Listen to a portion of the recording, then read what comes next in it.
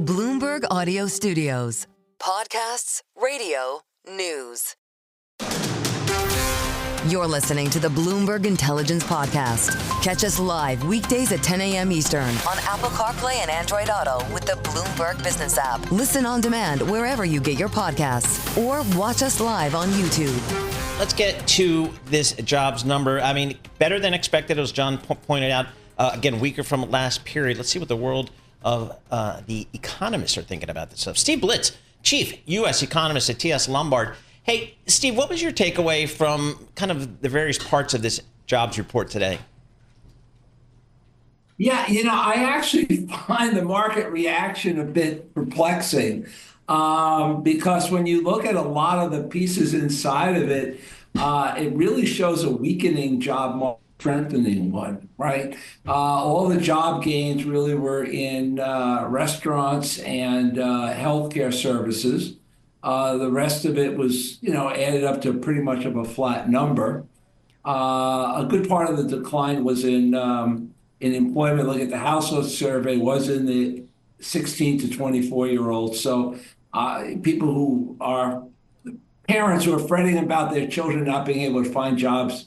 They're right. It is a bad market for them. But when I look at a lot of the different things, the diffusion index and stuff like that, I see a number that reflects a lot of what ADP was saying, even though obviously ADP is typical of the number. It's very off from the actual number. But it's a weakening trend, especially against the backdrop of the Beige report. Right. Then you have President Trump saying basically to Fed Chair Jay Powell on social media saying the Fed's got to go for a full percentage point rocket fuel. Is this an economy that needs 100 basis point worth of cuts and rocket fuel? Well, first of all, a real estate guy wanting lower interest rates is neither news nor novel, right? So, but I think that, the Fed's betwixt and between a tough spot here, right? Because inflation is higher, is running, if you look at it on a rolling 3-month basis, we're still stuck in this 2.5%, 3% range on core PCE inflation, where it was under 2%, pre-COVID. So we're still higher, yet we're seeing lower hiring rates and things like that. And the Fed's leaning on the inflation side. Everything the president is doing, all of his policies are inflationary, not deflationary.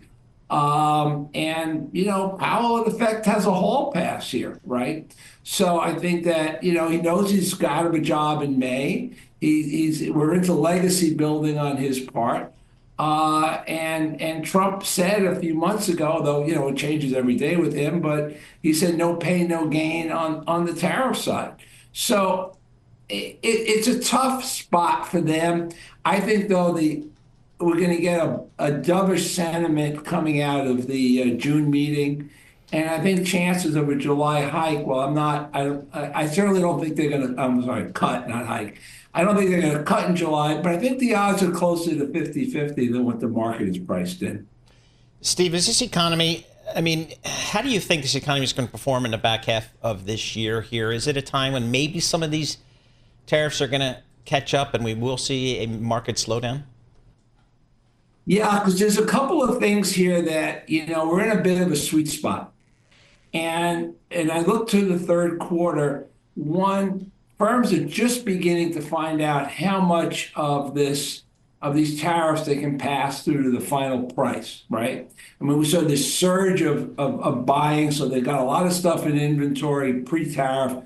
They're going to sell it tariff plus their markup. What can they get through? How much can they get out? And then once they know that, then there's going to be a payroll question. Do we now have too many people? Do I have to shrink my firm? Whatever. So we're going to find that out in the next few months. At the same time, you're getting the debt ceiling is going to get lifted in July, either as part of the budget or as a one-off, and then it'll be part of the budget a few months later. And that means that we've got to return to Treasury borrowing and Treasury borrowing plus, because they're going to borrow for the deficit in Q3, and then they're going to also have to borrow to put money back in the in the savings account, and that's going to put upward pressure on yields at a time when you don't really have a lot of sponsorship for the 10-year. So really yields are going to get pushed up. And also what I found is that there's a tailwind to the economy when you have a debt ceiling in place because Treasury's spending money they're not raising. And you get the reverse of that in the third quarter. So there's a lot of things coming in Q3 that are more likely to slow growth than speed it up. And, so what the Fed does in reaction to that, we'll have to see. All right, Chuck. Sorry, not Chuck. We're going to speak to Chuck. Just kidding. Thanks a lot. We really appreciate it, Steve. Steve Blitz joining us from TS Lombard. Thank you for breaking down that jobs number. You're listening to the Bloomberg Intelligence Podcast. Catch us live weekdays at 10 a.m. Eastern on Apple CarPlay and Android Auto with the Bloomberg Business app. Listen on demand wherever you get your podcasts or watch us live on YouTube. I feel like yesterday will go down in the analogs of history as where were you when ...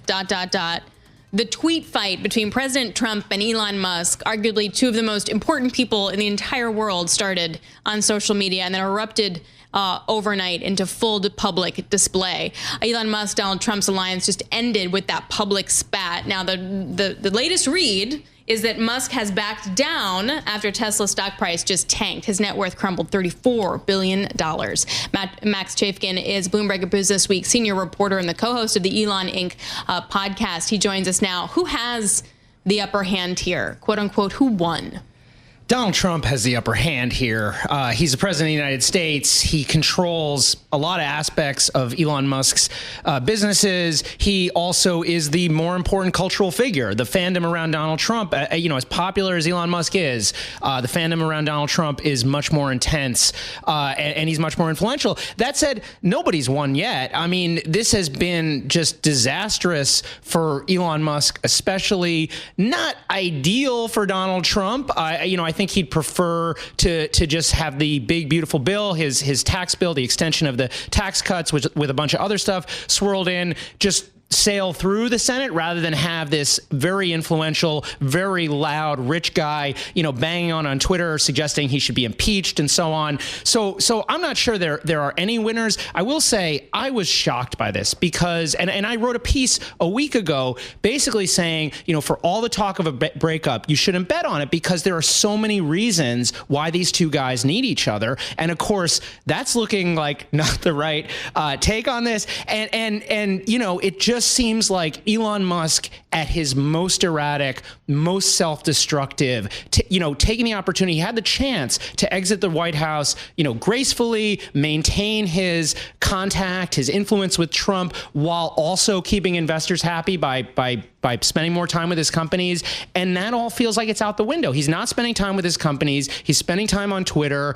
Obviously investors are not going to be thrilled with the stock price. I think they're hoping against hope that he somehow backs down and they're able to resolve this. Personally, I saw this day coming the first day they got together. I said, this is exactly how it's going to end. This is how it always ends when someone gets close to President Trump, either in his political life or in his personal life. That's been well documented. Didn't Elon, what was Elon thinking? Didn't Elon know it had to end this way? Elon Musk is not a man renowned for humility, right? This is a guy whose whole thing is doing more than anyone can do. I think the big surprise here for Elon Musk was that he wasn't able to control Donald Trump in the way that I think he imagined. And you see that come out in that very surreal Oval Office meeting with Friedrich Merz yesterday, where Trump is talking about EV tax credits. He's talking about the ways in which he wasn't delivering for Elon Musk. And I think ultimately that is a big part of this. Of course, there's also ego, that there is like kind of what you're alluding to here, Paul, the two alpha guys who can't handle, playing second fiddle. And I think that's another factor. What on the flip side, though, one can make the argument that the U.S. government really does need Elon Musk when it comes to SpaceX. Absolutely. Without that, I mean, I realize that Musk has backed down on his threats to pull SpaceX in the government, but how important is that to our government? What does it mean if Musk did pull out? What would that look like? I mean, it was that honestly was probably the most shocking thing that happened yesterday. It was Elon Musk threatening to cancel its Dragon spacecraft. That is the vessel that is used to bring cargo and astronauts to the International Space Program. He's effectively saying, I am going to end the U.S. support for the ISS, which, obviously the ISS is not like a military program, but that's the kind of thing that I think the Pentagon probably would react very negatively to. And you're right, there aren't really any other aerospace companies that can do what Elon Musk can do. But you immediately saw people in MAGA world talking about nationalizing SpaceX. And honestly, I don't think that is the craziest. I think you would have seen that start to bubble up if Elon Musk tried to make good on this threat, because the Pentagon has put itself in a position where it really is dependent on SpaceX. Long run, the US government has a lot of money, and there are other big defense contractors, and they also have launch vehicles. So I think, it's not like Elon can just dictate policy to Donald Trump because of his position in the aerospace market, in the launch market, but his position is stronger because of that. Hey, from the peanut gallery, a question. Can these companies survive and thrive someday without Elon? I've been talking to Tesla investors, and one of the interesting things you hear before this happened, there were people saying, hey, Tesla will be better off without Elon Musk. But it was really a kind of a rump coalition, right? It's basically the people who are really upset by his behavior, who see him walking away from EVs, and the sort of robo-taxi Elon Musk as a visionary. Those folks really saw Elon as being 100% linked with the success of Tesla. There would be no way for Tesla to succeed without him. I'm starting to hear little murmurs of, hey, actually, our robo-taxis are pretty good. We wouldn't necessarily need Elon Musk. I think if Elon Musk were ousted from the company tomorrow or today, the stock would instantly plummet because the shareholder base is very much behind him. That said, if enough things like this happens, crazy things can happen. And this is an important company. This is a company with, a huge amount of market cap. There is a lot of money on the line. And anytime when there's a lot of money on the line, opinions can change very quickly. All right, Max, thanks so much. Appreciate it. Max Chafkin, Bloomberg Businessweek Senior Reporter and co-host of the Elon Inc Podcast. So if anybody knows what's going on inside the head of Elon Musk in this building, it would be Max Chafkin. We appreciate getting him a few minutes of his time on our Bloomberg Interactive Brokers studio. You're listening to the Bloomberg Intelligence Podcast. Catch us live weekdays at 10 a.m. Eastern on Apple CarPlay and Android Auto with the Bloomberg Business app. Listen on demand wherever you get your podcasts, or watch us live on YouTube. Looks like Harvard has won a reprieve from some of Trump's bans, particularly as it relates to foreign students. What's the latest, Janet? Yes. So that came last night, a temporary restraining order from President Trump's latest efforts on international students, and that was banning them from entering following a couple of weeks ago, revoking Harvard's ability to issue student visas. So another pause on a second track regarding international students. And Harvard filed a third lawsuit yesterday. It's getting hard to keep track of everything because there's so much going on. It was hard before. Now your spreadsheet must be huge. But if I'm a foreign student, even though it's going to go to the courts and there's been stays on it from the court system, why would I want to go to Harvard anymore? Why would I want to go to any major U.S. institution? Yeah, no, it's a good question. And I think the intention is to, as we've talked about before, so uncertainty, confusion. Do I go? What if I'm going just for the summer? If I'm going to go for a 4-year program, is this going to be continuous disruptions? It's very confusing. And if you're an international student, somebody 17, 18 years old, starting college, it's confusing and it's scary. Harvard appears to be. I guess Harvard recognizes it's being targeted by the Trump administration. Their strategy seems to be to fight back. Have they said what their strategy is, how aggressive they plan to do this? Are they still in the mode of, we'll work something out with you, the administration? Or what have they been saying recently? Well, publicly, what they're saying is in their lawsuits, and they're trying to fight back. And, privately, I'm not sure what's going on, but, they certainly train a lot of lawyers, and they certainly train a lot of people in strategy. But, as we've talked about before, the federal government has tremendous power and money at stake. You saw the other day the administration talking about accreditation in Columbia. What that triggers is issues over federal student loans, which doesn't affect international students because they can't take federal student loans. But that's another potential money source that's, hundreds of millions of dollars that, that's upping the ante for a completely different source of revenue that we haven't seen before. And it's actually not revenue, but it helps the students finance their education, because a year at Harvard Law School, Columbia Law School is about $120,000. Wow. So how are you going to pay for that? Student loans. Yep, these are great questions. What else is on your radar in the world of higher education? Obviously, this Harvard thing will unfold as it goes. What else is front and center for you?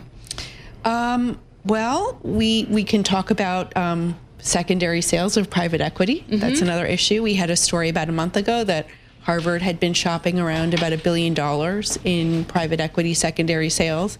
We had a story this week about Yale closing in on selling about $2.5 billion in secondary sales. And by secondaries, we mean they have private equity investments. They can't get out of them, so they're going to sell them to someone else who's going to get them because they need the liquidity. Well, Yale, good question about liquidity. So when we're talking about a $41 billion endowment, they have roughly, 30 to 40% in private equity tied up. Is it a question of liquidity? Possibly, yes, certainly for some universities. But as we know, private equity has not really been returning very much lately.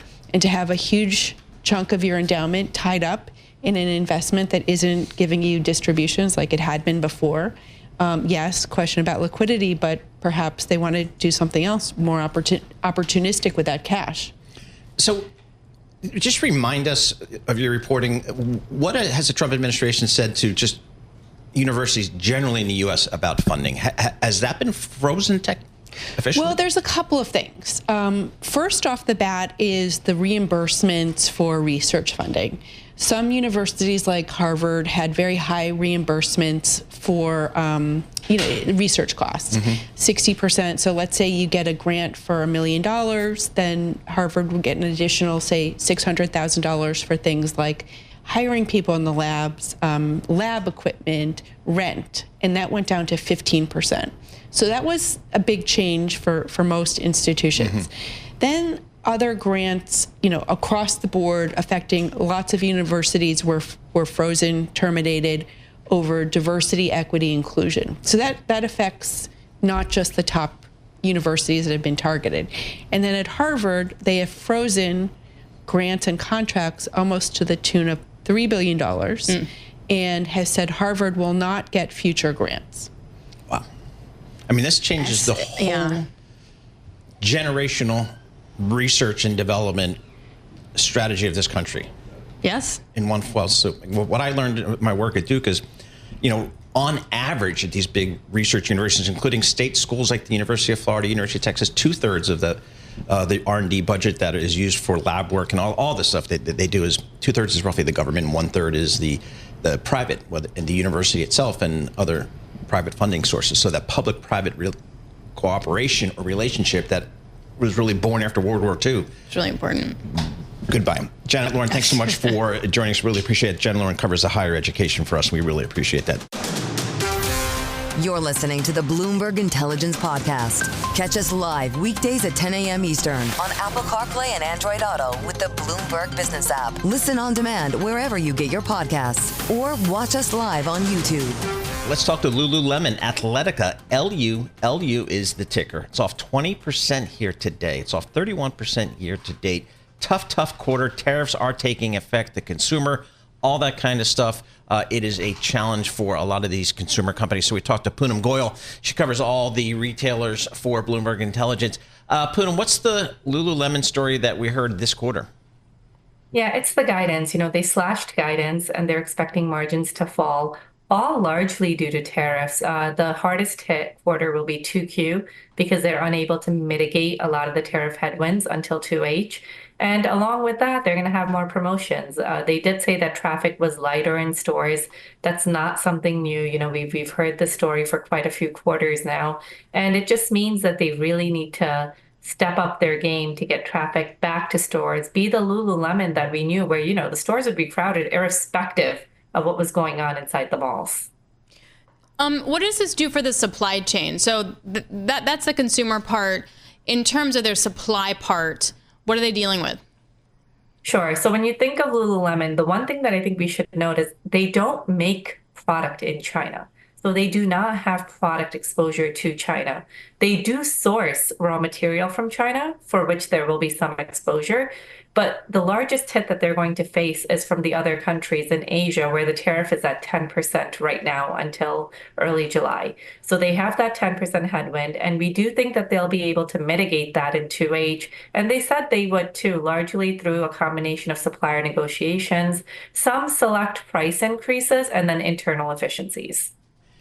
The ability to pass along cost increases, it sounds like Lululemon does not maybe have the pricing power that maybe some of the other retailers you follow have. Talk to us about Lululemon and that side. Sure. So one thing is that Lululemon does have the more affluent customer, so they can, you know, sell things at relatively higher prices than other retailers that sell athleisure. That said, if you're used to paying $120 for a pair of yoga pants, you know, and you see the price go up to $130, you'll be, you may start to wonder. The way to take up prices here for retailers like Lululemon is on new product because you don't have a price set in mind for what that product should be. So if they introduce a new legging, if they introduce a new silhouette and they price that a little higher, the customer may not even notice. So I think that would be the smarter way to do it. Oh, I see what you're saying. And I'm 100% not paying $130 for a pair of pants I'm going to sweat in. That just, really? I can't.